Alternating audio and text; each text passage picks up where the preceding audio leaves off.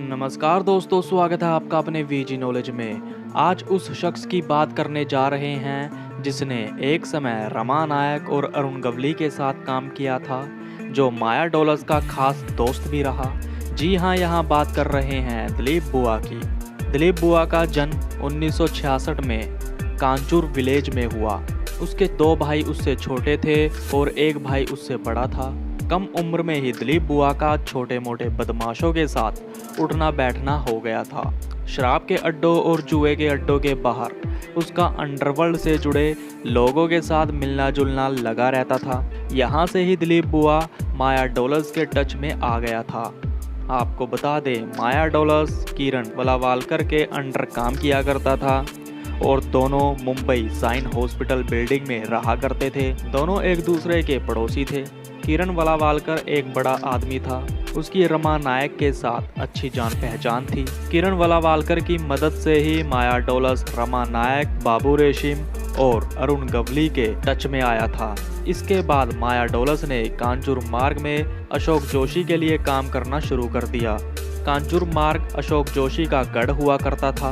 वो रमा नायक और अरुण गवली का बेहद ही अच्छा दोस्त था। यहाँ से ही माया डोलस की दोस्ती दिलीप बुआ से हुई। दोनों सेम उम्र के व्यक्ति थे। इसके बाद किरण वलावालकर ने दिलीप बुआ को रमा नायक से मिलवाया। दिलीप बुआ की डेयरिंग पर्सनैलिटी थी। वो एक लंबा चौड़ा व्यक्ति था। कहा तो ये भी जाता है कि दिलीप बुआ रमा नायक का बॉडीगार्ड बनकर भी रहा। समय बीत रहा था। रमा नायक और बाबू रेशिम के मारे जाने के बाद दिलीप बुआ और माया डोलस ने अरुण गवली के लिए काम करना शुरू कर दिया।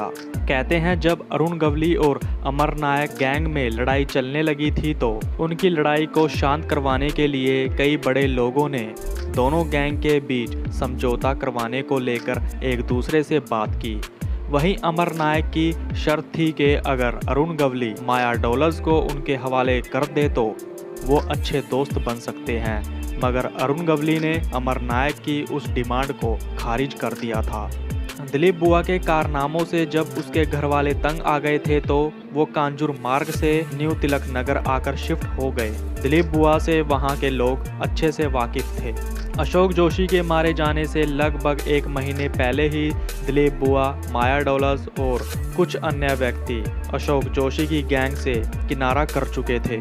उन्होंने खुद की अपनी इंडिपेंडेंट गैंग खड़ी की, मगर बाद में बात निकलकर सामने आई कि वो छोटा राजन के टच में आ चुके थे और दाऊद के लिए काम करने लगे थे। 1988 में अशोक जोशी का कत्ल कर दिया गया।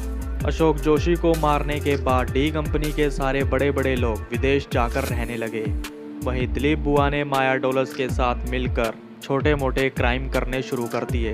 दिलीप बुआ और माया डोलस के पास अब अच्छा मौका था मुंबई पर राज करने का। माया डोलस अपने अड्डे बदलता जा रहा था। वो एक जगह से दूसरी जगह बदलता रहता था, लेकिन दिलीप बुआ ने न्यू तिलक नगर को ही अपना नया अड्डा बना लिया था। जब न्यू तिलक नगर के रेलवे स्टेशन का काम तेजी से चल रहा था तो उसके लिए पनवेल से बड़े बड़े ट्रकों में पत्थर, बजरी, रेता आया करता था। ये कॉन्ट्रैक्ट राम सेठ सिंह ठाकुर को दिया गया था। आपको बता दे, राम सेठ ठाकुर एक समय एमएलए भी रह चुके हैं। पनवेल में उनकी हुकूमत चला करती थी। जिस ब्रिज से पत्थर, बजरी और रेता ट्रक से आया करता था तो वहां दिलीप बुआ अकेले हाथों में कारबाइन लेकर खड़ा हो जाया करता था। वो ट्रक वालों से पैसे वसूला करता था। वो ट्रक राम सेठ ठाकुर के हुआ करते थे, बावजूद इसके ट्रक वालों को दिलीप बुआ को वसूली देनी पड़ती थी। आपको बता दें, न्यू तिलक नगर में एक जसवंत यादव नाम का व्यक्ति जो के केबल ऑपरेटर था, तो ओल्ड तिलक नगर में छोटा राजन के लोग केबल का काम किया करते थे। उस एरिया के लोगों को जसवंत यादव अपने एरिया में केबल का बिजनेस नहीं करने देता था। जब इसके बारे में दिलीप बुआ को पता चला तो दिलीप बुआ अपनी कारबाइन लेकर यादव के पास पहुंचा और उसके सर पर गन लगाकर कहता है कि अगर अब से उसने पुराने तिलक नगर के लड़कों को यहाँ केबल का बिजनेस करने से रोका तो वो उसको अगली बार जिंदा नहीं छोड़ेगा। कहते हैं उस दिन के बाद से जसवंत यादव ने बीच में कभी दखल नहीं दी। एक दिन कांजूर मार्ग में गणपति जी के त्योहार पर पंडाल सजा रखा था। वहां अशोक जोशी के चाहने वालों की भी भीड़ थी। लोगों के अंदर अशोक जोशी की याद थी। अशोक जोशी की वहां एक बड़ी तस्वीर भी थी। वहां दिलीप बुआ, माया डोलस और उनके अन्य दोस्त भी थे।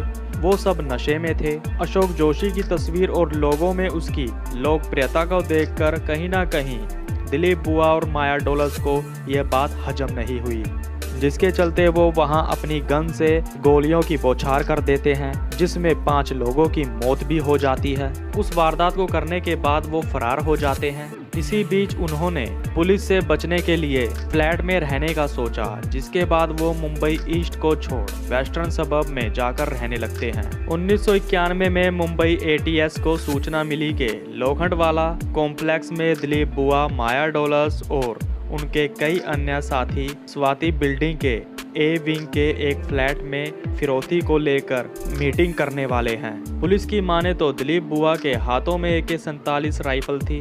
पुलिस ऑफिसर घराल ने कोई बुलेट प्रूफ जैकेट नहीं पहनी हुई थी। घराल के सीने में 2 गोलियां मारी गई, जिसमें उनके फेफड़े फट गए थे। वहीं ऑफिसर कवि को कोहनी में गोली लगी थी। कहते हैं जब पुलिस द्वारा दिलीप बुआ और माया डोलस पर जवाबी हमला किया जा रहा था तो उस समय बिल्डिंग के अंदर से दिलीप बुआ समेत अन्य लोग पुलिस को गालियां देते हुए फायरिंग कर रहे थे।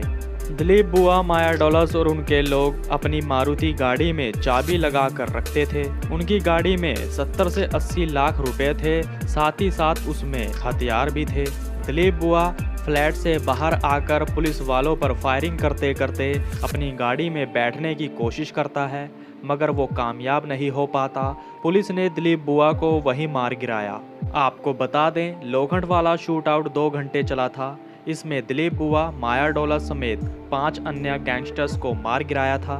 वहीं छोटा राजन ने उस एनकाउंटर को फेक एनकाउंटर बताया था और इसमें सीधे सीधे छोटा राजन ने दाऊद का हाथ बताया था। यह शूट आउट इसलिए भी चर्चा में आया था क्योंकि एनकाउंटर के लाइव फुटेज दूरदर्शन समेत कई टीवी चैनल्स पर चलाए गए थे। ऐसे में मुंबई ATS पर आरोप लगे कि उन्होंने जानबूझकर इस एनकाउंटर का प्रसारण टीवी चैनल्स पर कराया था। हालांकि बाद में मुंबई पुलिस की तरफ से सफाई में कहा गया था कि जब खबर चैनलों पर दिखाई गई थी तब तक एनकाउंटर खत्म हो चुका था। दोस्तों, माया डोलस वाली वीडियो में हमने इस एनकाउंटर के बारे में विस्तार से बताया हुआ है। जिन्होंने वो वीडियो नहीं देखा है उसको जरूर देख लीजिएगा। अब तक के लिए इतना ही, तो नमस्कार दोस्तों।